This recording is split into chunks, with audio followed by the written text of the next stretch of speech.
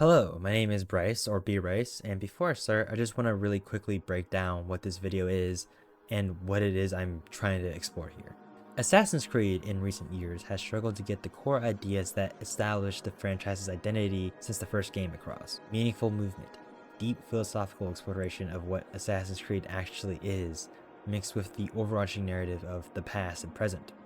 Sci-fi, just the shit that made it cool. And I'm not crazy for saying this. The franchise director said as much last year. Shadows, from my understanding, is meant to be a turning point of the franchise, in terms of ending the RPG era of games, but also the evolvement of how the franchise is planning to tell the overarching narrative in the future. I made a video last year saying, hey, Shadows is doing a lot of cool things in terms of its ideas. Having a character like Yasuke, a outside perspective of the Creed, can be very exciting, especially when characters like Edward Kenway from Assassin's Creed 4 exist. Someone who used to live on selfish gain. And throughout the story, we see that character grow and find his own meaning of what the Assassin's Creed actually means. And through the Creed, he finds purpose. Yasuke is the first character we see in the game, and that's an intentional decision. The story has dual protagonists, and Yasuke's introduction isn't just a narrative choice, it's a statement. We, the player, see Japan freshly through his eyes. The opening doesn't just introduce us to the world, it establishes Yasuke's place in it. He's not some add-on, not a diversity pick, and definitely not whatever dismissive buzzword those people want to throw around. He's an integral part of this story, and the ideas it tries to explore. His presence expands the perspective of the conflict at the heart of Japan during this time. The game is set during the Sengoku period, an era known for its constant warfare, shifting alliances, and the breakdown of traditional authority. It's also the perfect time for the assassin ideology to exist, a world where order has fractured and power is up for grabs, by those who seek to use power for control. This period saw Japan becoming increasingly militant, and few figures represent that turbulent transformation more than Oda Nobunaga. Nobunaga embraced things others feared: Christianity, gunpowder, and foreign influence. He didn't cling to tradition, he weaponized change. And in many ways, Yasuke embodies Nobunaga's ideals. He's a black man who arrived with Jesuit missionaries, and immediately caught Nobunaga's attention. Not just because of his appearance, but because of his presence. The very first question Nobunaga asks Yasuke is, has your skin always been that way? It's a moment that could have been played as ridicule or shock, but instead, it's a question rooted in curiosity and understanding. It's not disgust, it's interest. Nobunaga sees something different, and instead of rejecting it, he leans in. That one line tells us everything we need to know about who Nobunaga is, and how Yasuke is going to be treated within his own story. Throughout this section, Yasuke gets looks of concern from others. He stands out, and he feels that. But when Nobunaga speaks, it's different. He acknowledges Yasuke's difference, out loud, and crucially, he sees value in it. Yasuke isn't just a guest in this world, he's a challenge to it, a reflection of the change already underway in Japan. And Nobunaga, he doesn't just accept that, he embraces it. I see potential in this man. A warrior whose spirit can inspire armies. He will be tested. He may become a legend. Or he may die. And Lord and behold, the game actually reminds us that we're actually in a machine known as the Animus, and we are fast forwarding to a more recent memory. We're still playing as Yasuke, 6 months ahead, onto Lord Nobunaga's invasion of Iga. It's bloody. The battle feels unfair to the warriors of Iga fighting back, even more when we are handed full control of Yasuke. This game has the same combat framework as the other RPG creeds, but there's a noticeable foundational change. With just his base attacks alone, Yasuke just feels like a powerhouse. Basic combos can break an enemy's guard at the end of the string, which is then expanded on with posture attacks. They are essentially charge attacks, best used to break the guard of enemies or provide devastating counterattacks, especially when an enemy is left in a vulnerable state, which can occur when parrying successfully. As like I said, Yasuke feels like a powerhouse. He can knock enemies back or even fully down on the ground. It feels like such a power trip with him, really feeling the physicality of being this 6-foot samurai. Even more so, we charge into the Igan's gates. Yasuke's voice is a commanding presence, the fire from the set piece building up the intensity of the battle. It's in the castle itself we are reintroduced to combat abilities that work very similarly to previous titles. We have an adrenaline meter, and when a bar of adrenaline is filled, you can press an input and Yasuke will do a devastating move. Notably, these moves are actually more capable to be interrupted than previous RPG Creed entries, which promotes more tactical use of them. But when initiated successfully, it only fuels that power fantasy as we shred through multiple Egan warriors, smashing boxes and other destructible props with ease. Yasuke even has a unique ability to just charge through wooden gates and enter the other side with the exaggerated swagger of a black samurai. I joke, but also furthermore empowers the player when playing as Yasuke. In more traditional creeds, you are pushed to stealth and climb, but as Yasuke, your goal is to push through and make your own path forward, which I feel is very representative of him as a character and his place in the story. Of course, this ideal is challenged narratively, but also within his gameplay section, we are introduced to a new mechanic that challenges our power fantasy a bit. Stronger enemy types wear armor, as seen with a yellow bar, so you may do less damage to their overall health with each attack while they have it.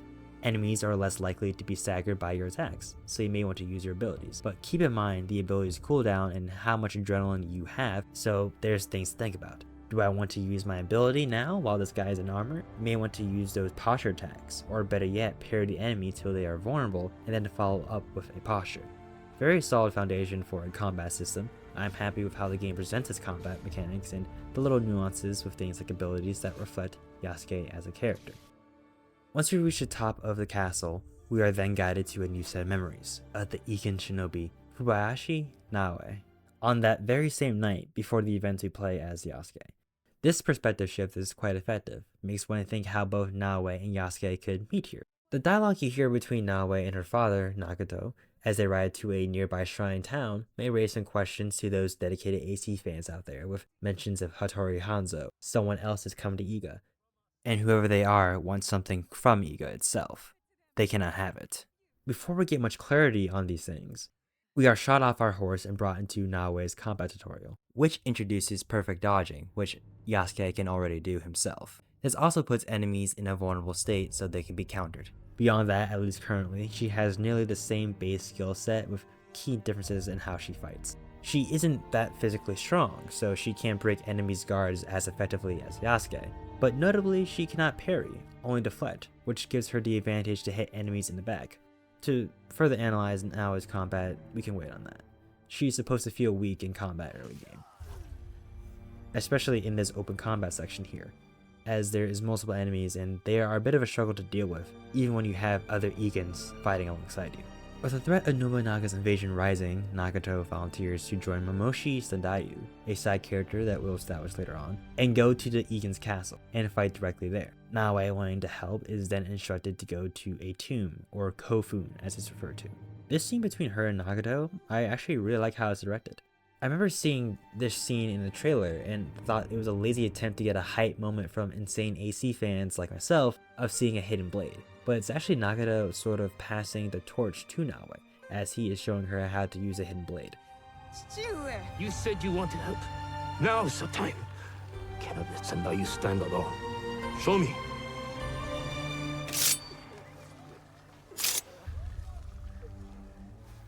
As it also works as a key for the kofun, where within it, this box is held.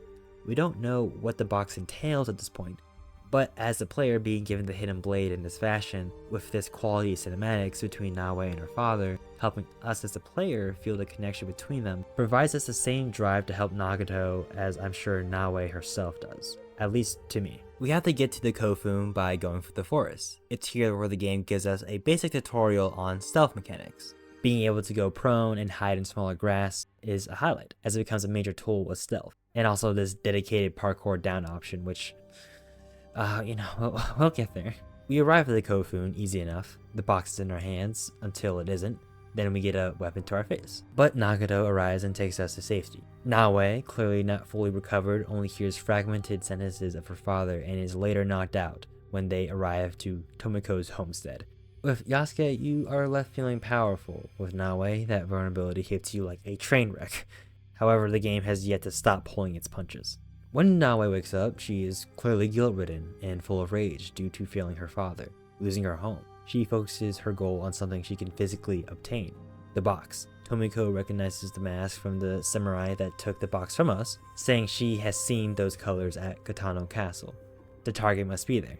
Confident, at ease, an easy target to pick off, and claim the box back. So we ride for the castle itself. And there is a sense of urgency attempted to be pushed here. Naoe herself feels that getting the box will allow for things to be alright, holding on to any sense of purpose she has. Not regretting her mistakes, but fixing them. Once we arrive to the castle, the game's shadow system becomes more apparent, as enemies are actually very aware in this game. If you set your difficulty high enough, enemies can actually see you on rooftops when looking in your general direction, so it pushes the use of the shadow mechanic and being on the ground a lot more. As we established, we have a pro mechanic which can be used to access cover via grass and overall reduces your visibility. This punishing stealth design pushes more thoughtful use of where to go and what to use within the environment. Rooftops can be used as long as you are mindful and still a powerful way to set up for an assassination and to quickly get from one end to another.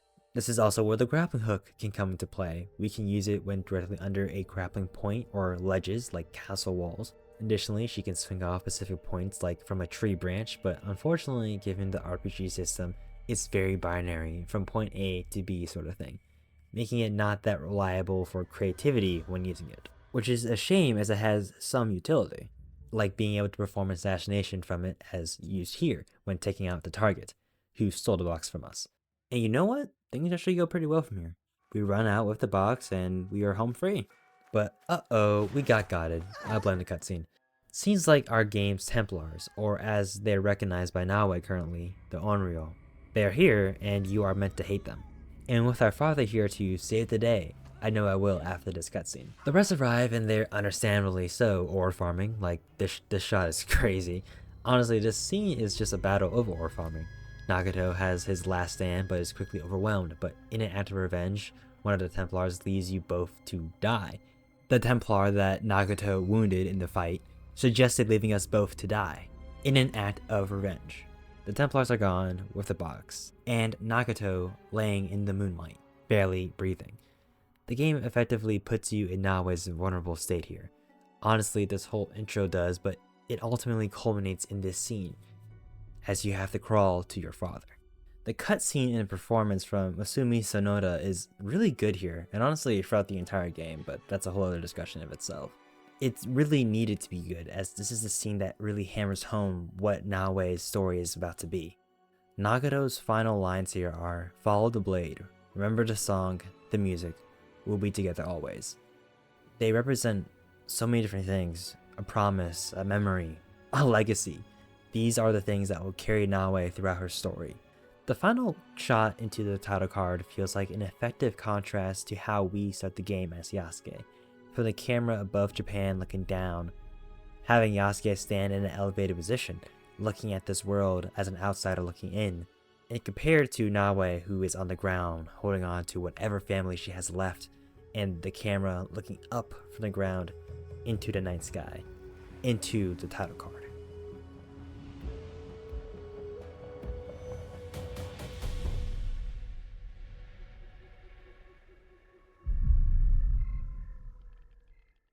Naoe wakes up, but now is wounded both physically and mentally. She finds herself in a place unfamiliar to her, being taken care of by unfamiliar people, Soren and Junjiro. In the beginning of this section, Naoe finds herself isolated. The loss and the failure of Nagato broke something within her. As Junjiro becomes less scared of Naoe, that void is filled. The game then gradually builds the connection between Naoe and Junjiro through one-on-one scenes and also introducing new gameplay activities like Sumi-e paintings, which has you sneak to an animal and get to a position to paint. Unlike some previous titles, animals are not an enemy type or can be killed, to enforce more peaceful interactions within the world, but more on that later. Naoe isn't ready to go out into the world, and Junjiro shows her broken Shisabu?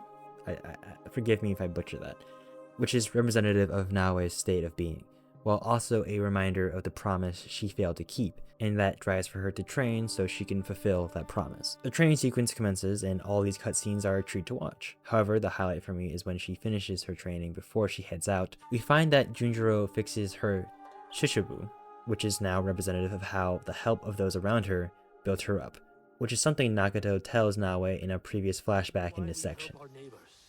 Alone, we are nothing, but together. The height of the great mountain is not made by one stone. Yes. To the rest of the country, we Egans are different people.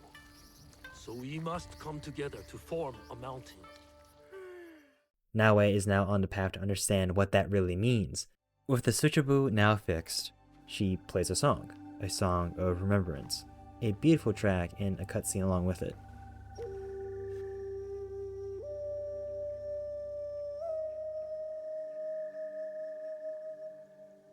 Music has this ability to connect us in phenomenal ways. With Naoe, it's her father, as if he were right with her, even for a moment.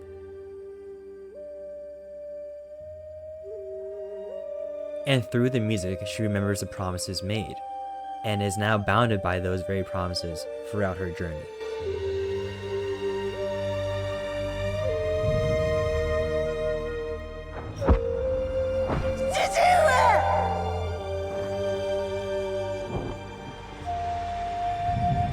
Follow the blade.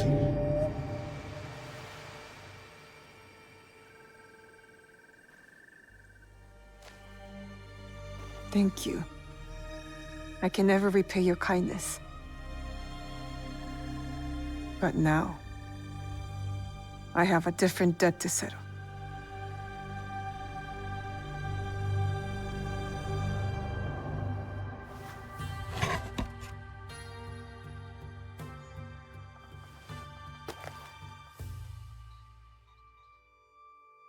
We say our goodbyes to Zoran and Junjiro, and the game directs us back to Tomiko's hideout, and introduces the significance of it, mechanically speaking. The hideout is quite an innovation from previous systems like it within past Assassin's Creed entries, like from way back when in 2009 with Assassin's Creed 2. It makes sense for Naoe to have a desire to rebuild something like this after what she lost in Iga. Tomiko herself, of course, has her own reasoning of helping us, clearly driven by the fact that she herself has lost her own home. You can see remnants of burned buildings surrounding the main area in the settlement, burned down by those who wanted to rule the land but not stand in it. Her drive for revenge seems stronger than Naoe's at times, and it's believable due to the voice acting performance, which I think is fine at times as well. Oh, and not even 5 minutes later, Jinjiro and Soren comes at our front door. Jinjiro wants to join us here at the hideout, which gives Soren the excuse to leave and go on a pilgrimage. And I'll say here, Jinjiro will become completely irrelevant for at least another 5 to 8 hours. Which isn't necessarily a bad thing, it's just kind of bizarre given the fact that we have so many other things to focus on, like the settlement system. With the settlement system, we can gather resources and build specific buildings, and basically are able to play The Sims Lite. Buildings have different buffs and benefits when built, and also have very nice customization along with many ways to spruce it up and make it your own. Not just with the buildings itself, but with the ground, with different props, animals, bushes, you name it. It's actually very well fleshed out, at least in terms of customization. We are first taught to build a kakugera, a place where scouts of ours can rest. The scout system is a pretty simple system, but not in the worst way ever. They are like a resource. You collect them by helping people along the main roads. You are limited to a few in these early hours of the game, so you have to be smart when using them, as there is only 2 main ways of utilizing them. Within quests, you can send them out to a specific area of your choice to attempt to find where the quest objective itself is, instead of having to search for it. So it still retains some level of engagement when selecting a search zone. When you are given a quest objective, depending on your exploration settings, you are only given little hints and clues about where it can possibly be. You can either go there yourself, or utilize a scout and select that search area that you think that the objective can be, and you select it. Getting it wrong, you lose a scout. Getting it right, you find the objective. The second way is through collecting resources from castles. Within them, there is stores filled with caches of resources that you can't just pick up. You have to mark them to be extracted by your scouts, and that won't be processed until the season progresses. However, the main objective of castles comes from taking down specific targets, classified as samurai daisho.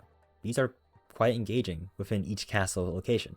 There's a set amount you have to find and eliminate. Doing so within each castle will unlock a unique chest with a unique legendary cure piece. You can find a daisho through both Eagle Vision and observing those marked in white. and even then, it isn't immediately apparent to where they are.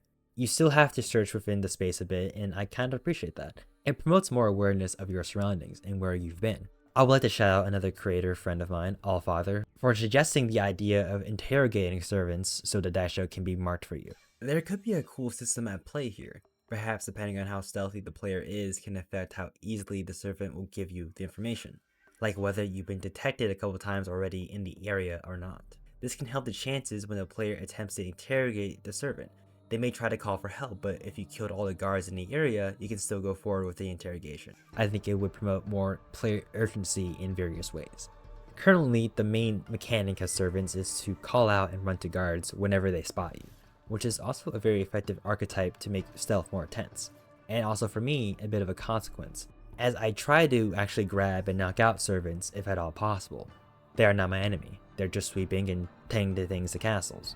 Being caught by them feels like I made a mistake, but also having to kill them when there is no other option feels like a failure. They're just a really fun archetype that adds more meaning to the way you approach stealth. The same can be said for daishos themselves.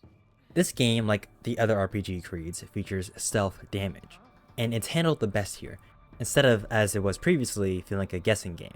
Basically, within stealth, Naoe can damage a certain amount of health segments on an enemy. She starts with 2 but can be upgraded 4 times, via the skill trees or gear perks. You'll find that daisho and other elite enemy types may have more health segments you can take out, so it promotes finding ways to work around that, like finding an opportunity to go past them, or for a daisho, kill anyone around him and then single him out. Within stealth, you still have the advantage by taking out any health segments he may have and then going for the 1v1 when he's weak. However, there's other factors you can't control within stealth, which is exemplified by the game's shadow system. It's not a gimmick. It feels very impactful to actually engage with the system meaningfully. The shadows actually feel like an ally. I feel powerful being within them, especially with how brutal enemy detection can be. As I previously mentioned, roofs are not often safe, especially in castles where there are guards in high places. But we find safety within the cover of the night. You can use tools to break light sources for cover. Some guards who have to stand guard during the nighttime can be found sleepy and are able to be dispatched more effectively. I feel the power of choosing to engage with stealth at night. As in daytime, it feels like a fun challenge to do stealth, given how open spaces can be within castles. The prone feature also becomes your best friend, as you can go through short grass, crawl under houses to get inside, or through them. Castles themselves also feature some of the best level design work in the RPG creeds. Every layout is unique. Enemy placement is varied and makes you think about how best you can work around the environment, or even control it, especially with the tool set you're given. Combined with a rather mechanically engaging system, this is probably one of the best stealth experiences I had this decade. Another feature built upon past entries is the use of the objective board, which was established from Assassin's Creed Odyssey, which I'll add was one of the few good things about that game. How it works in this game is pretty similar to Valhalla or Mirage. You see everything you can do on this board, like progress of building up your settlement, personal missions of the protagonists, and of course, main missions or targets. The system feels quite nice given the open-ended structure they've been trying to push in these games the past few years.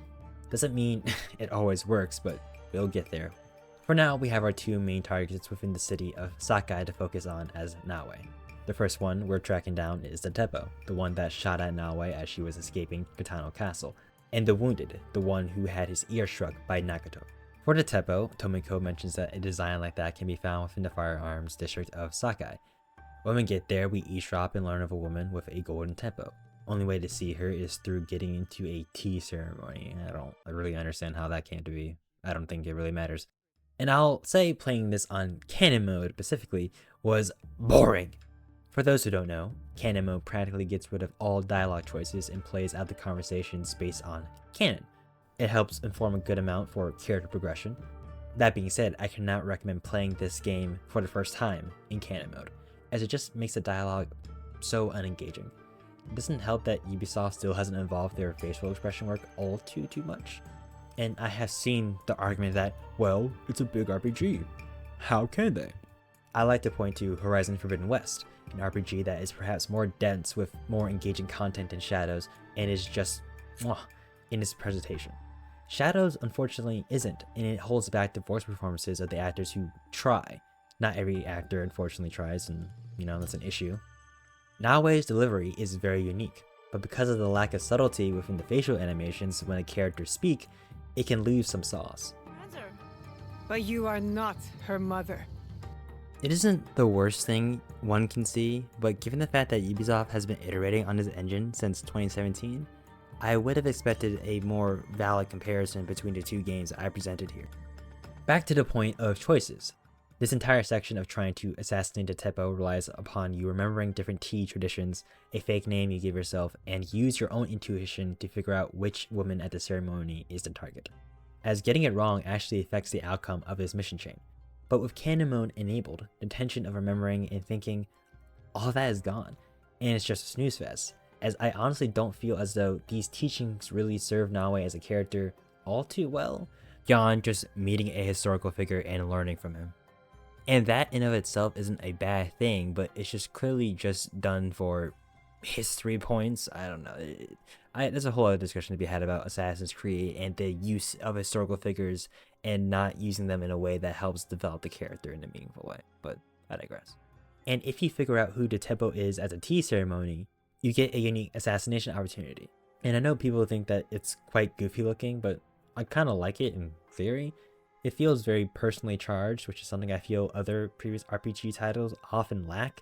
Just the fact we are in our target's house alone in this vulnerable state and having her in our crosshairs, it's pure revenge, and honestly I quite like it. And I even think the assassination that plays here is sick as fuck in my eyes, but that's just me. The second target we're going for, the Wounded, who is also within Sakai, is pretty straightforward. You basically help out monks as they avenge their fallen. The missions themselves are not all too special, just further contextualizing the setting we see. Things like executions are highlighted, the growing resentment of the people, and that eventually being what helps Naoe bring them together to take down the target, showcasing that she is a capable leader, and that she can perhaps inspire people, and she may even need them.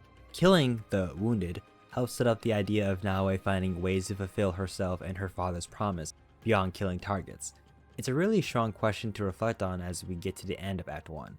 I feel as though that is a lot of what Naoe's journey is about in a conceptual sense. These early hours within the open world introduce Kujigiri meditation, a side activity that can be found in peaceful spots around the map.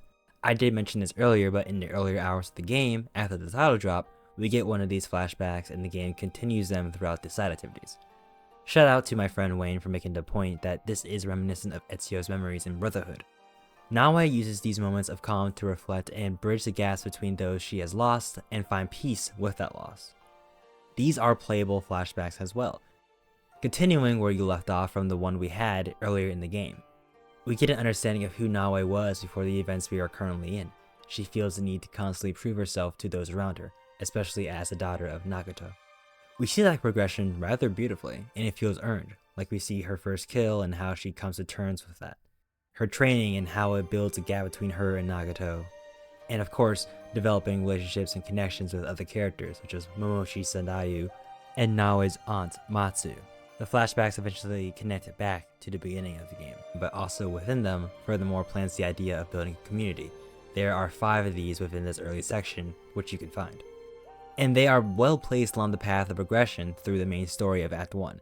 It feels right to come across these, given how much blood you shed, to find peace within the violence. The minigame as well is also very nice, the way it transitions to this sumi-y look as you do each button press. At times I find myself actually closing my eyes and synchronizing the presses and feel like I've achieved a new sense of enlightenment.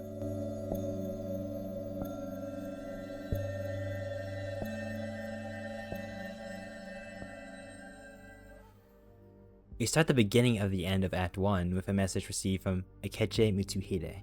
We briefly see him during our hunt for the Teppo during the tea ceremony preparations, and it's clear he has resentment for Oda Nobunaga. Naoe sees that he can possibly be useful for the cause. We meet and he proposes killing Lord Nobunaga. He also knows of our targets, and the ones we've been hunting. They go by the Shinbakufu, apparently, and that Lord Oda Nobunaga is their leader. At this point, I was shocked the game came out in front and said this. It seemed like the obvious choice. However, the fact that it's laid out in front like this had me more invested. How are they going to wrap this up? As we underwent the preparations for Nobunaga's assassination, that intrigue turned into excitement, as I didn't know where the story could really go. And I have to say, it does come together rather well. The boss fight with Oda Nobunaga is light work.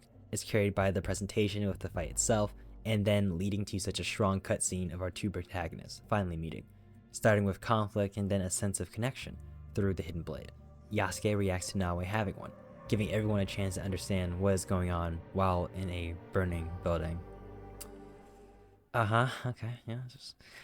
Nobunaga isn't the head of the Shinbakufu.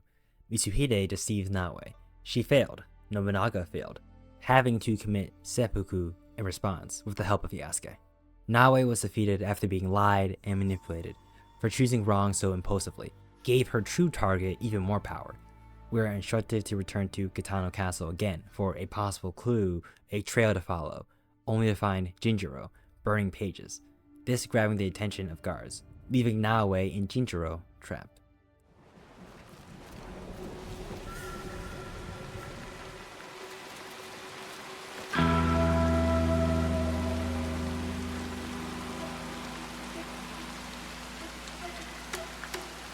One more step, stranger, and you die!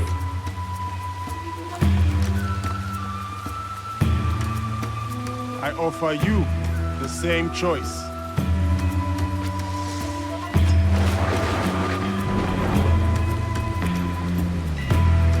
You really think you stand a chance?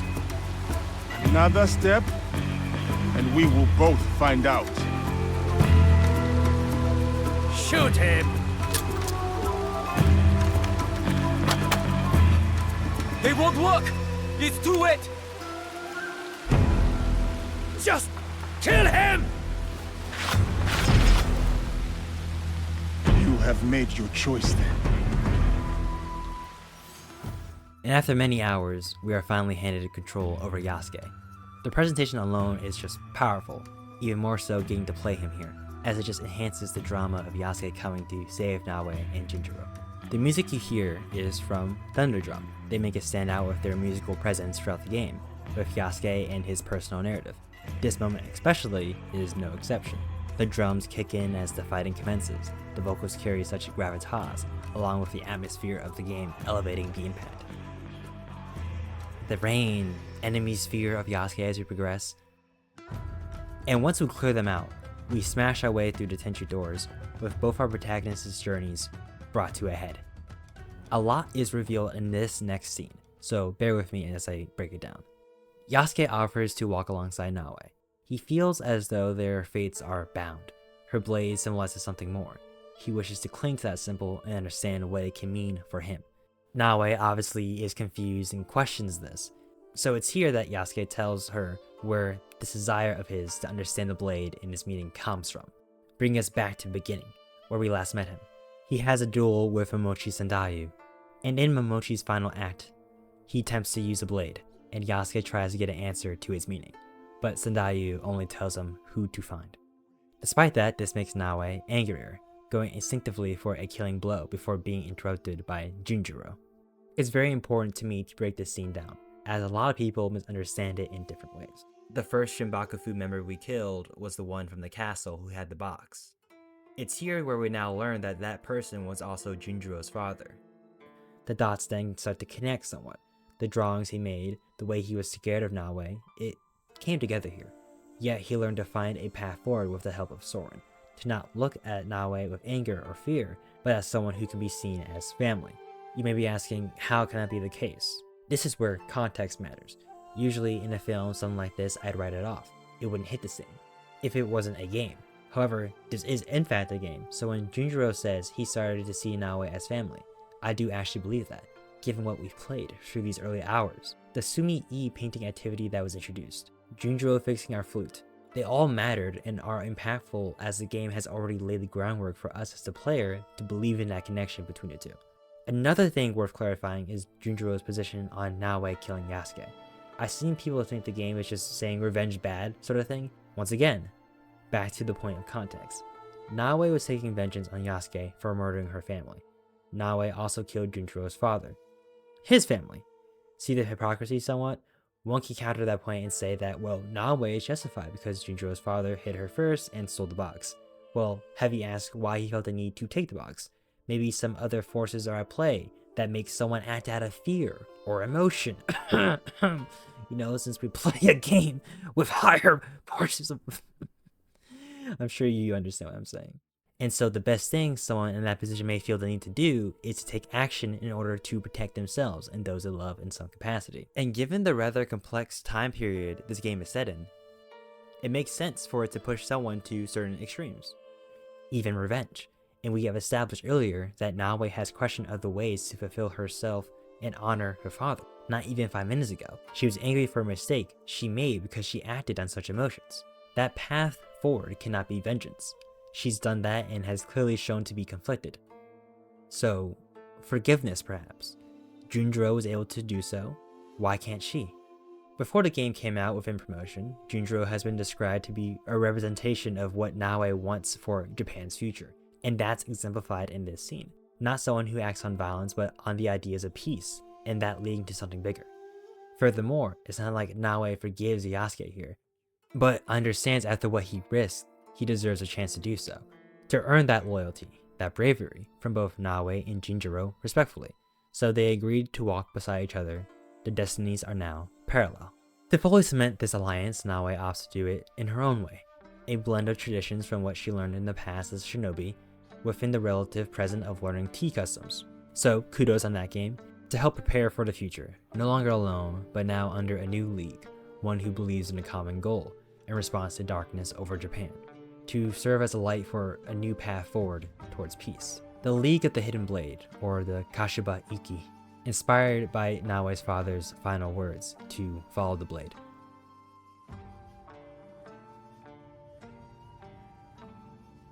The game opens up Act 2, now giving us the freedom to choose whoever we want to target next, however we want, as both Naoe and Yasuke respectfully. Being able to play between these two characters helps this game a lot as they have such strong attributes that make them distinct. Yasuke being heavily highlighted as the combat-focused character, as he has more weapon types that can be used in combat, 3 melee, 2 ranged. These weapon types are specific only to him. Naoe has the same treatment, 3 weapon types for melee combat, and her lack of range options in compared to Yasuke is made up through tools such as smoke bombs or kunais, which I've already showcased to be incredibly strong for stealth. Every weapon type has specific nuances and unique movesets that make you actually use them in distinct ways. The bow for Yasuke opens up more stealth potential, while the Kurisamigama for Naoe allows for her to handle groups of enemies more effectively. Melee weapons often have status effects like daze. Doing basic attacks until the meter is full over the enemy health bar, it will apply the effect on them, in this case making enemies unable to hit you for periods at a time. It would be at this point where I present how, due to how unbalanced the mechanics are in Shadows, that all the nuances in combat become more and more relevant as you progress. How the progression worked was that it just removes the challenge of mechanics instead of just presenting new ways to counter them. Naoe especially, as she gets a skill that allows her to parry unblockables with her katana, and I will say this game is incredibly easy. Another example is how guards who see you or are aware of your presence can deny your assassination. That interesting mechanic is just then removed due to the Hand of the Creed skill. And of course, Yasuke is just a beast, so you always felt OP. But with what I said about Naoe's progression, it doesn't feel all too meaningful to rely on Yasuke as the combat guy. Even more so, stealth does become more easier. They have managed to balance this out in future patches, but kunai is still my best friend. Noisemakers are incredibly reliable. The stressfulness of the early hours kinda fades. In multiple patches, Ubisoft has been addressing certain things about the game. So for example, tools, they're not easy to come by. So you may have to take the time to restock before you approaching an enemy location. Now, do you want to hear something funny? I've written this next section about 3 times now. As Nightmare Mode really changes the gameplay within stealth and combat for Shadows, and how much that may affect you is dependent on a couple of factors: how far along you are in the progression, and if you are playing New Game Plus or not. Nightmare Mode feels built for endgame content, or some challenge run, not the definitive way to play.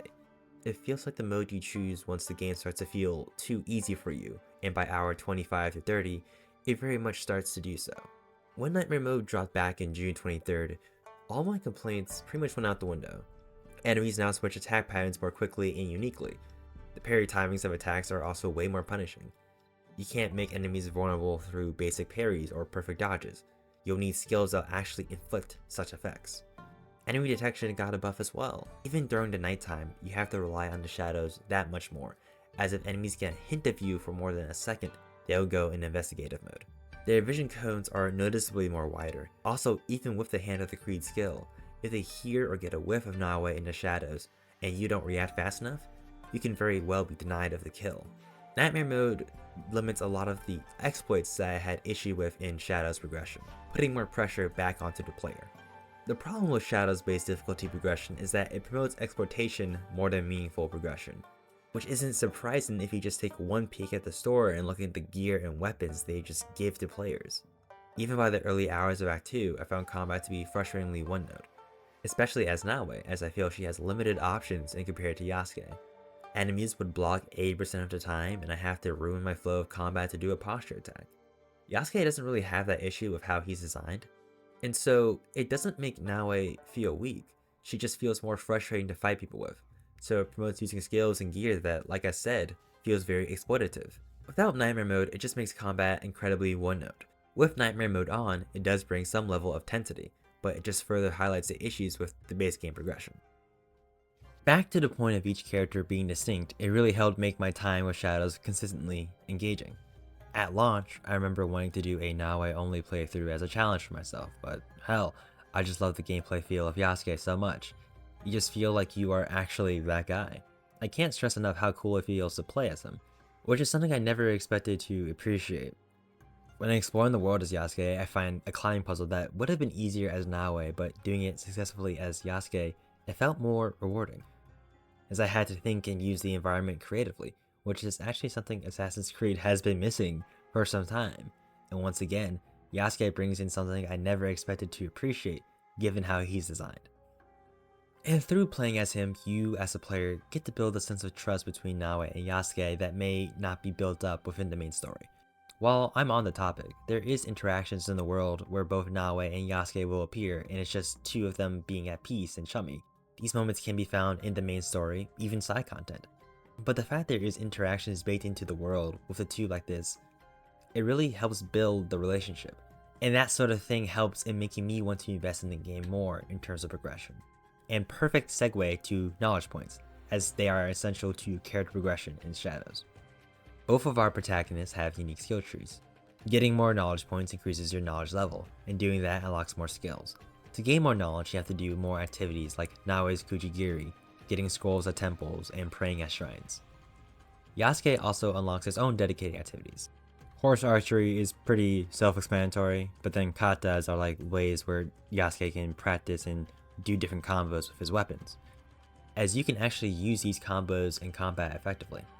The standout for me in terms of side activities is the Kofu. They have a very different vibe from other tombs we've explored in the franchise, and they are all uniquely designed. There are some that are designed for Naoe specifically, there are some that are only designed for Yasuke specifically, and they're designed on what they do individually as characters. A Naoe Kofun will be designed around her grappling hook, or a Yasuke dedicated Kofun will be dedicated to his ability to lift heavy objects. The game actually does a great job to have you feel the physicality of each characters throughout all matters of how you play, through stealth, combat, and as I showcased here, puzzle solving, which is fairly impressive, and I wanted to make note of that. And of course, castles, which I've mentioned to have strong level design. They can be played by both characters, but at times I feel like they lean towards one character over another, based on the castle layout, guard placement, or the fact there's a unique gear piece for Naoe and Yasuke respectively, depending on the castle, that is awarded for completing it. So it promotes the idea of switching to one that you as a player feel is best fit for the situation. Worth mentioning that knowledge and skill progression is shared between both characters, so if I put in 10 hours as Yasuke, get mastery points in knowledge, that is then shared with Naoe. And I applied those mastery points to her mastery tree, respectfully.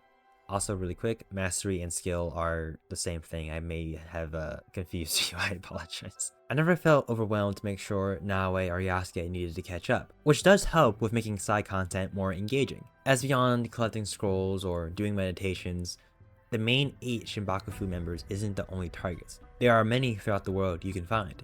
And you know what? All things considered, this is the best handling of this target board system since it was established in 2018. These optional targets aren't often handed to you. They can be laid out right in front of you, or you can find them completely on accident as you are engaging with other things, which is actually quite nice, and I prefer over how it was previously, as in Valhalla for example, you'll mostly have to do dedicated investigations for each target for them to be revealed for you to kill them. Shadows can be that as well, but not all the time. I've seen some people have issue with the player being able to find and kill these targets without much context, but I think it only adds to the RPG experience. The game already features choices based on a simulation of events. It makes sense for us as a player to engage with that in the target board as well. I feel rewarded for engaging with the target board and being able to keep track of the people we take out, some of whom we actually have the ability to spare if we pay attention, listen to dialogue from the people in the surrounding areas, or reading notes. That sort of thing is very cool, adds a bit more character instead of just killing NPCs. Either way, most of the targets need to be identified by helping out an NPC, who will give you a name for the target set and information that will help you track them down, killing them, and they will oftentimes give you XP or a legendary gear piece.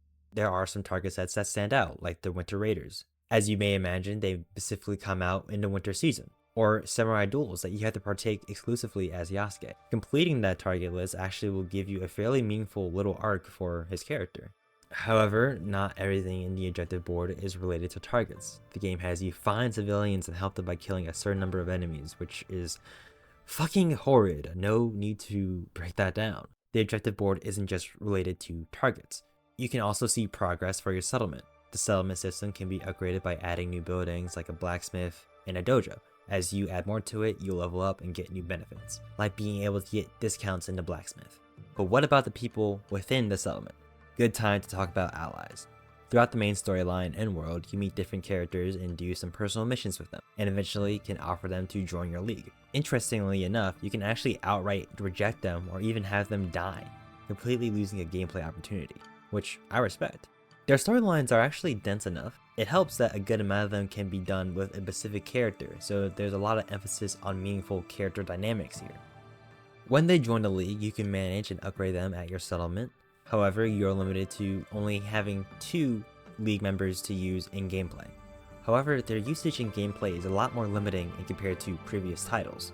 There is quite lengthy cooldowns on ally abilities, which makes sense given the type of game that Shadows is.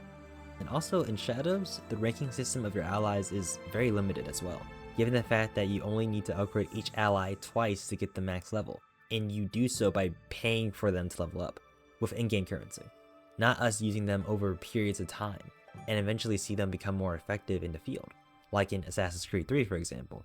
It feels rather shoehorned in and not fleshed out, which is a shame as it could have done a lot to support the fantasy you are building this league of people and engaging with that in a meaningful way, which perfectly sums up a lot about how I feel about the settlement system as a whole.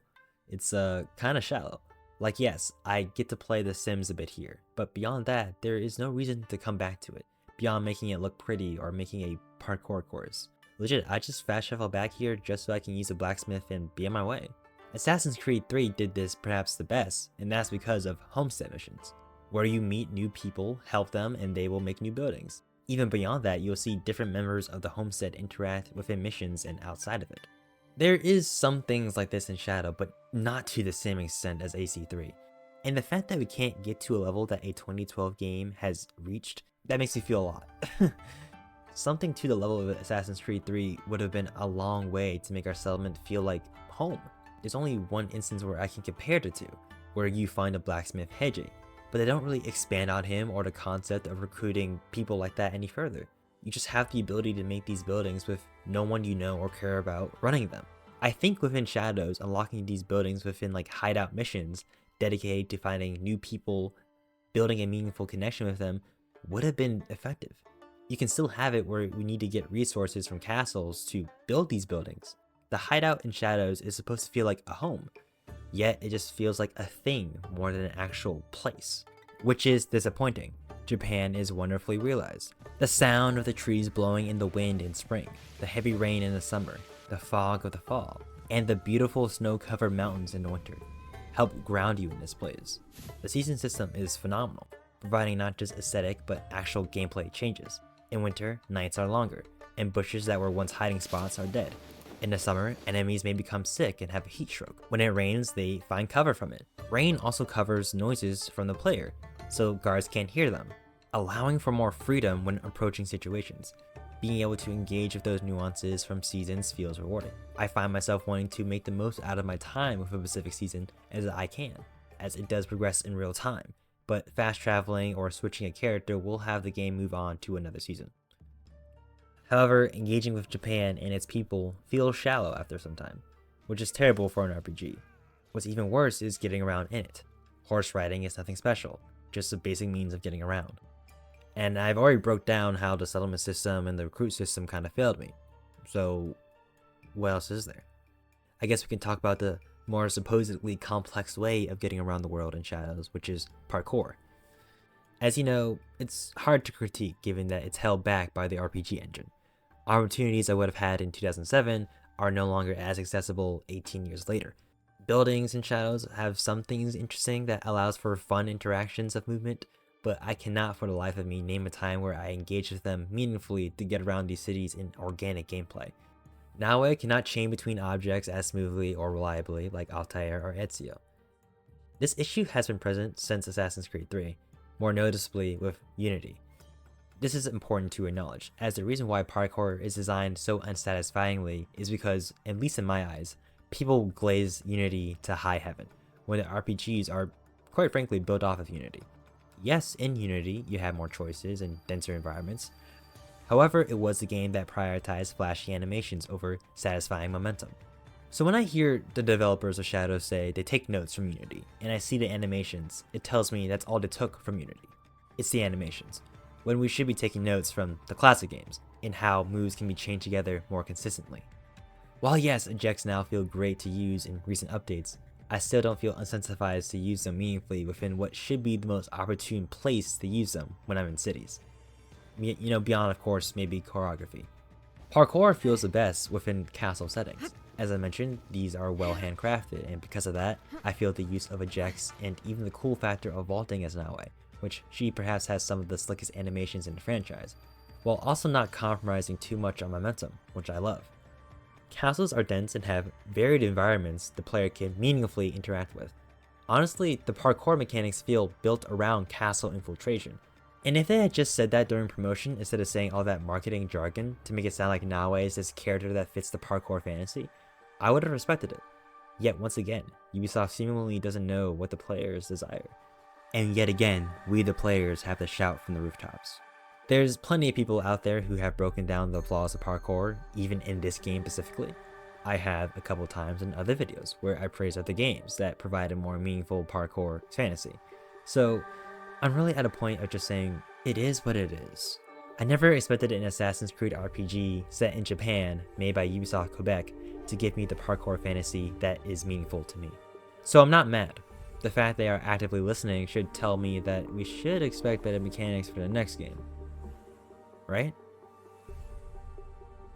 Holy shit, it's been 50 minutes, and I still haven't talked about the narrative of Act 2. Let's do that then, shall we? Within Act 2, we have to hunt 8 Shinbakufu members before Act 3 is unlocked for us. Many games do this for an Act 2, where you can approach multiple main missions at any given time. A good example of this is Cyberpunk 2077. Throughout the world, there are 3 main quest chains to follow, and doing them all will eventually lead to the final act of the game. However, in Shadow's case, given that there are so many targets spread out like this, therein lies the problem. The game doesn't make the most out of our time with these targets. This is an issue that has infected Ubisoft games for some time. And honestly, this structure is such a disservice to any of the cool ideas presented within the game's narrative. These quest chain missions are actually very short for each target, mainly being about 4 or 5 missions each, and can be completed in like half an hour usually, which on its own sounds very bearable, but eventually becomes monotonous. We don't really get much time to really appreciate the variety of settings, truly get a deeper understanding of the conflict within these missions, as they are hints of things throughout these missions that are actually really interesting. How these quest chains go is that you are presented with a conflict, and both Naoe and Yasuke chase different leads around the area to eventually have the target open up to you. This may sound like Assassin's Creed 1 to some extent, and yeah, you may be correct, somewhat, but the information you gathered in Assassin's Creed 1 felt more intentional. You get a better understanding of who the target was as a person, but the information you gathered in Assassin's Creed 1 felt more intentional if you took the time to read the notes and documents. Hunting the target becomes rather intimate in a way. As you blend in the crowd, seeing these men commit atrocious acts of violence, solidifying that they have to die.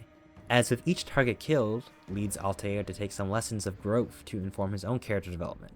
It also helped that we had 3 main cities, and more of it would unlock throughout the game's linear progression, so we can feel more grounded and connected to each of these spaces.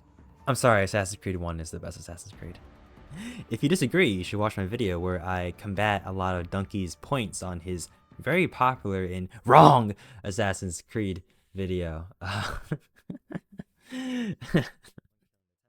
Shadows attempts to do something similar to Assassin's Creed 1, but doesn't go far enough for my liking. It feels very fragmented, not really worth investing into or deeply moving to any of the characters.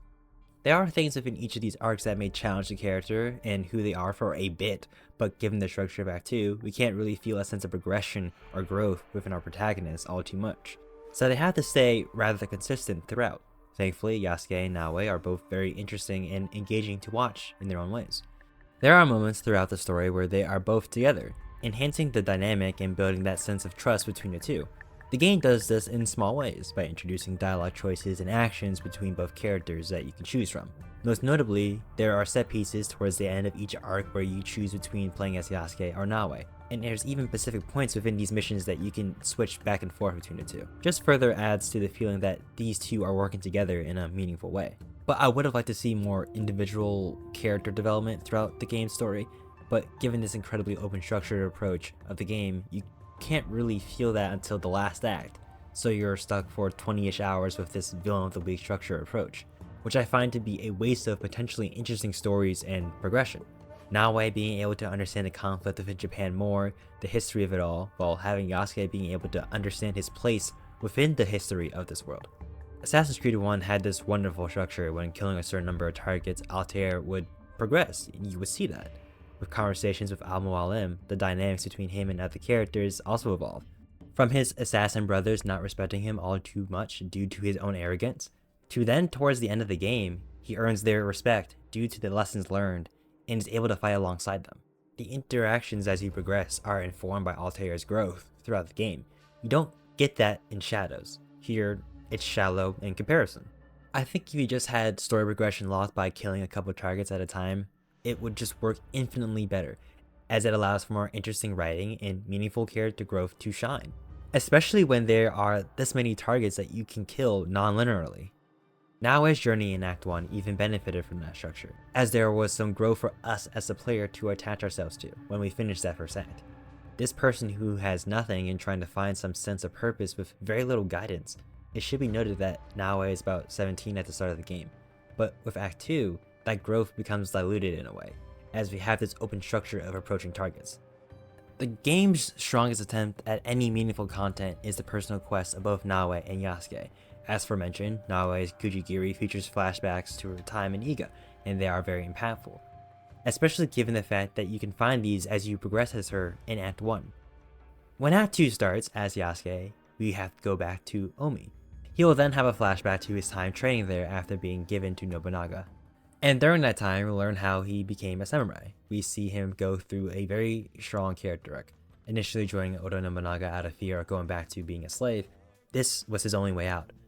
We see and play through this section as he embraces the way of the warrior, to keep fighting despite being afraid. And in the finale of this questline, challenges a duel to reclaim his sensei's sword, to prove himself to Oda Nobunaga, and an audience to then claim a title worthy of such a samurai. As with the Portuguese, he was labeled Diogo. It was a name tied to slavery, erasure, and subjugation. Carrying the name Diogo is like carrying the weight of being someone else's property. This reminder that this identity, his past that he seemingly is trying to escape from, was just forced upon him. And within this arc, we see that he's inspired by a boy and a story of his grandfather, a warrior that was reliable and helped those in need. When he reclaims the sword for his sensei, Oda Nobunaga gives him a choice to what to call himself.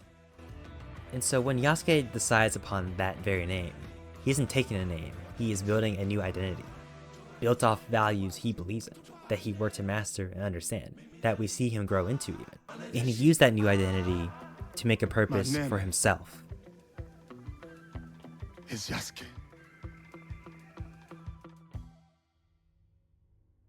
Alongside this, within Act 2, Naoe's personal journey can also progress. You meet Hattori Hanzo for the first time since the Iga invasion. He tries to persuade Naoe to abandon her quest of finding the box, in fear it'll get her killed like her father. Like her mother. This sparks questions Hattori cannot answer but only show to Naoe. A Kofun has that answer. We're directed to one in Setsu, and it's like your average one for the most part. But as you go through it more and more, you find old parchments of a familiar maxim. You find skeleton remains of people wearing the same hidden blade as Naoe's, depicting a battle between shinobi and ronin. The remains lead up to a door, with a keyhole fitting her blade, just like the one in Iga. Within it are 3 empty pedestals, a European book, and a set of assassin robes with the nice classic colors. Yasuke roughly translates the book. We learn the author's name is Alvaro Catabera, a Spaniard seemingly coming to Japan and establishing a brotherhood of assassins. Naoe's mother, Suyu, is mentioned to be his apprentice, and there's further mention of them going to Iga and recruiting Momochi Sendayu to be part of their creed, and their mission from the Emperor to protect some artifacts. The journal ends with the line, "We live in the shadows to serve the light," with additional notes mentioning 4 different outposts throughout Japan, which Naoe takes upon herself to investigate. This is also one of her unique side activities, as there is more of these paths, as they're called, that simply are parkour routes to traverse through, which are quite nice. You get a cool set of robes and a hood. That is pretty much Naoe's storyline within Act 2. Yeah, we just go to these different outposts, find letters, and Naoe makes a cool remark about what she reads, and that's it. No all-around intriguing set pieces, nothing to really attach us or make us feel like we are unraveling history in some profound way. Just Naoe going to place and reading something. Jesus Christ, man. I honestly rather Quebec not even have done anything if this is all you're going to give us. This is barely a bone to munch on. I like the idea of playing as Naoe and rediscovering old assassin tenets and her interpreting it in some way, but it is done in such of a, lack of a better term, such a sauceless way. How do you make rediscovering the history of the assassins in Japan boring? While sure, these outposts have some interesting parkour pathways going on here, it doesn't help make this checklist process any more interesting. It's even more frustrating when compared to Yasuke, who is given another personal character arc in this very act as he gets to hunt actual Templars. I'm not even mad that it's him doing it in all honesty. The way the Templars are introduced feels impactful, personal. It's contextualized very upfront that these people were using him as a slave. Reminders of Yasuke's past that he had hoped to have washed away by the sea. He goes on the hunt for the first target, Duarte de Melo, out of revenge initially, as we are hunting down the Shinbakufu target, the fox in Wakasa. I remember playing this very mission and then being introduced to Duarte de Melo and realizing, holy cow, we're hunting Templars, and I ended up just spending another 3 hours locked in. It's also now more clear to us that the Shinbakufu and the Templars are rather different entities seemingly, but somehow connected. And in a gameplay sense, the first Templar we killed just had had some suave. Having to fight a new enemy type with the Portuguese, the boss fight with Duarte being fairly engaging, and of course, the cutscene really hammering home the emotions Yasuke feels, building up to a satisfying kill, and setting up the arc as we are rediscovering a bit of his past. As it isn't just a simple revenge tale for Yasuke, he doesn't know what a Templar is, so the game takes the time for him to learn more about the organization. The second target, Kimura K, gives us that opportunity. We learn a bit about him, how he sacrificed his children and manipulated people to join the order. Also, I may be wrong about this, but with the Ronin outfit equipped, you have the ability to blend in and actually avoid conflict in the cemetery when trying to find K's location, which is sick as hell. It just feels like there is more intentional design and purpose for Yasuke's quest. When we find Kimura K, we see how he's gathered many natives to Japan to fight for a cause that isn't for them, but for an outside force. Manipulated by fear, K sends waves of enemies to fight and defeat Yasuke. Each wave becoming more and more challenging as we progress. It creates once again a meaningful build-up for the final boss. With Kimura K, that also is very exciting and feels more intimate. Yasuke is trying to understand why someone from Japan would betray their country for foreigners. It just adds more weight to the fight itself, which features multiple phases, and I don't think any bosses had something like this. And then when you beat him, it just revived my interest in the game's story. The Templars are in Japan, yet we cannot progress until we finish off the Shinbakufu. A fair compromise. I'm just left wondering why Naoe couldn't get something like this. Doesn't have to be to the extent of killing Templars, but I don't know, assassin tombs, or something wholly unique from everything else in the game and isn't a flashback but something that helps fill in the gaps of her development within the second act. Now she is just a less interesting character than she was in Act 1, where she was out to keep her father's promise and was on her own trying to figure out how to do so. That was a really cool arc, and it felt completed when meeting Yasuke and starting the Kabusha Iki. In Act 2, there is very little going for her, and I don't think you can justify it, especially when she has such strong ties to the assassins you set up for a bit, but barely do anything with it. I would have just cut some of these optional targets from the board so we can actually see the play space of Japan for something more interesting for her character, as that would have been a better use of our time as her.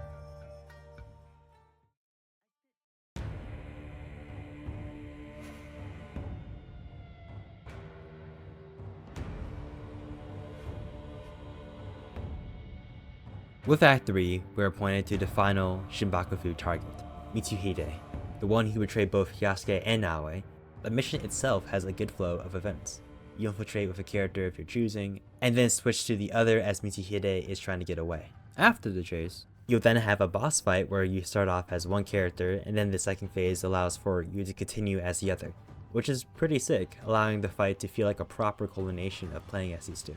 Meeting him, he then tells us that there is another target remaining, to no one's surprise. You then have the option to decide which of the protagonists kills Mitsuhide. I chose Naoe because I feel like she was more physically affected by Mitsuhide than Yasuke. Mitsuhide wanted a warrior's death, and I don't believe he deserved such an honor. Your life's work is undone tonight, samurai. But my father's legacy lives on through me.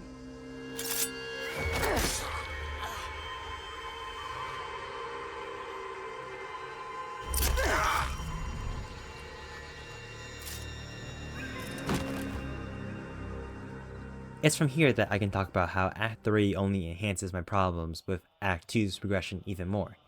All the answers, the development that should have been in Act 2, is just all dumped on you. The last Shinbakufu member, Ashikaga Yoshiaki, is just found vibing. No conflict, no speech or anything, just here with the box, which is revealed to be one of Japan's regalia, the jewel. Having them would just make one have the right to rule. Ashikaga wanted that power. Nobunaga was felt to disrupt the order of Japan and its traditions. That's why the Shinbakufu was made. And yes, this is all dropped to you pretty much within this conversation, is that the game just suddenly realized, oh yeah, we should provide an explanation without much meaningful groundwork to begin with. Because like every target you kill doesn't know where the box is or who has it. They don't provide much of anything that feels like our protagonists are progressing in any way. Unlike Assassin's Creed 1, we saw a natural form of progression as Altair. Ashikaga then makes a deal with us to let him go in exchange for information, which makes sense but feels like a weak way to lead to the endings of each character. For Naoe, Ashikaga offers up information that her mother may be alive. He gives an exact location of where she was supposedly last spotted, within the Yamato region. I have an issue with this, as while you're going to an assassin outpost in Yamato itself, you can actually find a note referencing this very location by name, and gosh Lee, if only had some way to scout ahead and search for things. Oh wait, that's right, we have a literal scout system! Naoe will acknowledge it even, and it isn't that hard to find, like down the hill. But if you go here before being told about it directly, nothing happens. And it's not like we've had trouble finding places like this before. It just feels like a lazy excuse to hold Naoe's character arc in Act 2. For Yasuke, Ashikaga will point to the next 2 Templars to hunt, confirming that he sold out Japan's regalia to the Templars, believing they would help him gain wealth and power. But you know, they didn't, which completely undermined the Shinbakufu's whole existence in the process. But like yeah, this entire organization was ran to destroy Oda Nobunaga and put Ashikaga in the seat as shogun, but in a desperation goes to the Templars in hoping to gain power to overthrow him. He does get that, but at the cost of Japan and preserving its culture. As I've already established, the Templars' goal isn't to preserve the culture of Japan, but to control it for their own gain. As I sit with the role of the Templars in the Shinbakufu and think about it in retrospect, I don't hate how it's done here.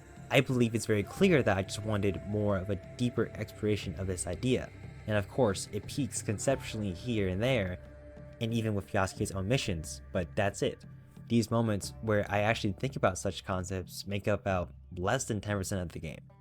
Given I think they could have went the extra mile to like 30% instead of the villain of the week structure the targets have been. With the information Naoe and Yasuke receive, we just leave Ashikaga to be by himself in shame. And so yes, the rest of Act 3 is basically our protagonists finishing their personal arcs. Naoe it's something. Conceptually, it's very strong on its own, but as I mentioned, not enough within the events of Act 2 that I feel build this final mission up. She goes to the last known location of her mother, trying to use a blade to open the door, yet nothing. And because of that, when Naoe is at her lowest, she decides to lock in and meditate and think back to the invasion on Iga, when her father saved her from the Kofun. Now more at peace, she is able to remember more of that entire ride to Tomiko's, where the game goes full-on exposition dump mode and explains things that should have been explored more within Act 2. Nagato explains how him and Naoe's mother met, how she may actually be alive as Nagato possibly heard her playing a song. Furthermore, he talks about the imperial regalia of Japan. He even touches about what happened with the assassins. You know, things that should have been at the forefront instead of a lingering thought. Kinda crazy, this all is just dumped into one horse ride as you're escaping Hika. I'm sorry, I will say, when Naoe fully remembers that night, the performance by Masumi is very strong, wishing her father had told her about all those things sooner so he wouldn't have to carry the burden all on his own. She then remembers a song that Nagato heard her mother play, so in a moment of faith, she plays a song of remembrance, opening a door underground which has already lit candles, and 3 pedestals, one for each of the regalia. Naoe placing the jewel on its respective pedestal, now feeling accomplished for fulfilling her oath to Nagato. She is then greeted to the sound of a familiar tune. Joy quickly turned to visible disappointment to see Hattori Hanzo, who already has another regalia. How and why I cannot be bothered to tell you, as it just happens, as Hanzo is seeking redemption. Redemption for the fact that he sought out the information of the regalia the assassins were holding, what Naoe's mother was trying to protect. He sold that information to the Shinbakufu, not knowing who they were but regretting it immediately afterward, but still causing for the assassins to die in the Kofun in Setsu. He grew jealous of Nagato. He never cared for the assassins, but he also loved Naoe's mother and held resentment despite being a legendary warrior. And that resentment led to the destruction of the assassins in Japan. So yeah, this entire game is due to the fact that Hattori Hanzo was a resentful alpha male. He then has the audacity to tell Naoe not to make her parents' mistake by following their creed. The most logical response to that is to just attack Hanzo.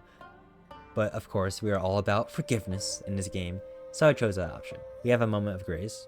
Hanzo believes he can find Naoe's mother, and that's that. That's Naoe's arc, if you would even call it that. Like, brother, if only we had a character or something to latch onto as we go on this journey of learning about the Assassin's Creed and what it means to Naoe's mother and father. Oh wait, we kind of have like 2 different ones. Yasuke being a very obvious one. I just realized that as I just said it out loud, but I had it written down here that, oh yeah, Hanzo would also be a really cool idea. Legit, just give us 3 missions or, I don't know, something, as it's just weird as he just shows up after 40 hours since we last saw him. We could have had dedicated missions or an arc with Hanzo learning things about the Creed. It would have been a nice dynamic between Hanzo's whole resentment towards the Creed and Naoe's idealism towards it. I don't know, something is better than whatever the game actually does with Naoe's arc here. You could justify that Naoe killing the Shinbakufu was her arc, which is just boring as hell when we've established how unengaging they are. So yeah, I don't feel anything towards the sequel bait bullshit given this franchise has failed to commit to a consistent idea for over a decade. Especially when it's handled like this. It doesn't feel earned for Naoe. Yasuke has a similar problem, but due to the fact that he has an actual story with themes and revelations as he regrets, which should be a commodity, but you know, oh well, it isn't really that bad. It's actually pretty good. We are hunting our 3rd Templar target, the Silver Queen, who we find is a native of Japan, but she is seemingly not for the cause. Yasuke meets her and as he drinks tea is poisoned and is face to face with his true target, Nuno Karo. It's also revealed that the Silver Queen is Mitsuhide's daughter and wants revenge for Yasuke being culpable for his death. So Karo leaves us in the Silver Queen's hands for her to exact that revenge. But of course, this was a ruse for another plot of hers. You know Karo has her brother, so she keeps Yasuke alive and hopes he could free him. Yasuke agrees, recognizing that the Silver Queen was being forced to work under Karo, in fear of both her father and brother's lives. As it's implied, Mitsuhide knew of the Templars, which is interesting, but of course wasn't explored in the second act at all, because why would it? Saving the brother isn't anything crazy, just enhanced by Yasuke as a character, and the brother being quite likable. When we do return the brother to the Silver Queen, it highlights the sense of growth Yasuke has gone through for his journey. In this scene, he's able to connect with the Silver Queen's love for her brother, and how she's able to use it as a strength. Just goes to show how Yasuke is more of a samurai beyond his ability to fight, but also express and show love towards others. Your brother reminds me of another boy. One very close to my heart. You will return to this boy safely. Your eyes told me. You said it was not hatred nor rage. What did you see? Purpose. She then tells us of Karo's location. Getting to him is very straightforward. After all this time hunting him, I love the fact that he doesn't even know who Yasuke is, despite how clearly he despises him on a personal level. Just goes to show how despicable of a man Karo is. Now with them both face to face, the memories of Yasuke's past becomes clear to us, now being able to look at it head on. Yes, a flashback to his past, but unlike Naoe, it doesn't just give us the full picture of things that were fragmented, but it also enhances Yasuke as a character. More importantly, it isn't a huge exposition dump. We just get to watch and feel the emotions of this scene naturally. Subtlety is mostly better. We get a shot of someone wearing the necklace Yasuke has been holding at times throughout his journey, revealed to be his mother here. They're in a captain's quarters trying to clean up messes caused by a storm, as they're caught holding papers with the Templar cross. Thinking they are possibly spies, Nuno Karo executes Yasuke's mother despite telling him they saw nothing. Karo points at Yasuke, but before pulling the trigger, is saved by a man in a hood, quickly dispatching the enemies on board the slave ship. I am an advocate that Ezio's family should have just stayed in Assassin's Creed 2, but I can't lie. Hearing it here puts a smile on my face. The hooded figure gets stabbed in the back, but through his final act of heroism, reveals his hidden blade, in which Yasuke will remember for years to come.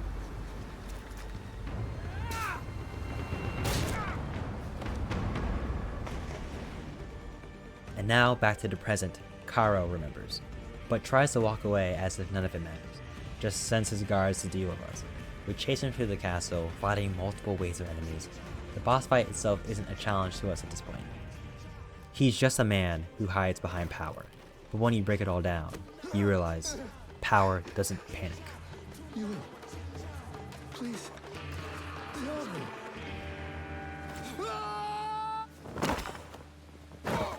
Now fully embracing his past, the emotions that come with it, Yasuke is no longer after revenge towards Karo.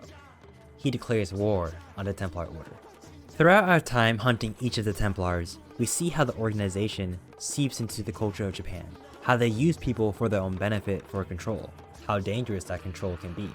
Killing Karo will send a message to them that despite the power they hold, they are not untouchable. Over. It's the beginning, in fact. The beginning of your end.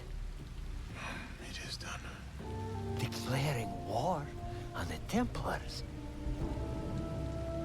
A fool's errand. Goodbye, Diogo.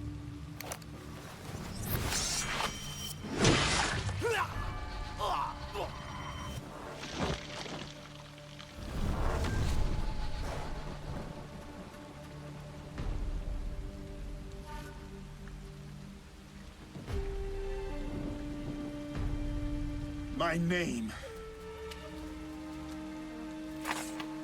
is Yasuke. So yes, finishing Yasuke's arc does roll the credits, and on its own, it's kind of powerful. I can't deny that. But man, I don't know.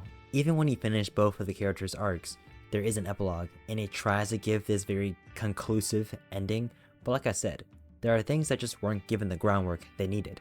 Yasuke is great, but even beyond from a narrative perspective, and looking at it as an RPG, as a world meant to make me feel invested in its people, its systems, and its conflicts, Shadows falls flat in a lot of places. The assassin storyline, basically shafted.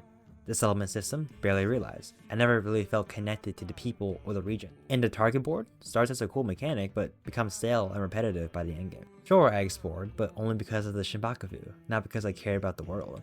And when that intrigue wears thin, what's left? Missions to kill 50 pirates or collect teacups? That's not immersion, that's busy work. Cut half of this checklist content and give us more meaningful personal stories beyond just recruit missions, and I'd be down for it.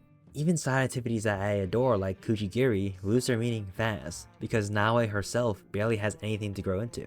I don't feel accomplished being Shadows, I feel... because I beat the game back in March, and I'm expected to wait until the fall for a meaningful, satisfying conclusion. This wasn't a complete story, this was just a setup for something that might not even stick the landing. That's why I didn't even mention the modern day stuff. I like the ideas, I like the direction, but that's all they are. Ideas, hints, nothing really concrete. Sure, they've been expanding on things here or there, but when I buy a $70 game, I would like a definitive experience or a definitive feeling. Content doesn't make a game, it's the feeling that it gives you. Assassin's Creed used to have something to say, and we still have yet to even match that level from a game that came out in 2007. Come on! The only definitive thing I really get from this game is Yasuke, and he's like half of the game. And for that, I am thankful, sure, because man, it's just been a rough year with these grifters. It's no doubt the DLC will serve as a proper ending to these ideas, which should go without explaining shouldn't be how DLCs are done. They should be used as a way to expand ideas, not as a way to give us what is actually needed to make a story feel completed. Once again, it boggles my mind. You give us this entire objective board, but didn't think to expand on the assassins in Assassin's Creed. I guess to wrap it up here, to the point of this title for this video, finding purpose within Assassin's Creed Shadows. I have to say, it does give me a lot of things I love. Naoe as a character archetype is a dream come true. Yasuke is the best Assassin's Creed character I didn't know I wanted. There's things to love in Shadows. There's things that feel so smart in its intention, and its purpose. But of course, not everything. But no other game gives me the things that I do love and appreciate from this. And I cannot truly be let down by it, as what it makes me feel is enough for me at this time. And some of it's good, some of it's bad. But it doesn't change the fact that I want an Assassin's Creed game that actually fulfills its purpose to the fullest.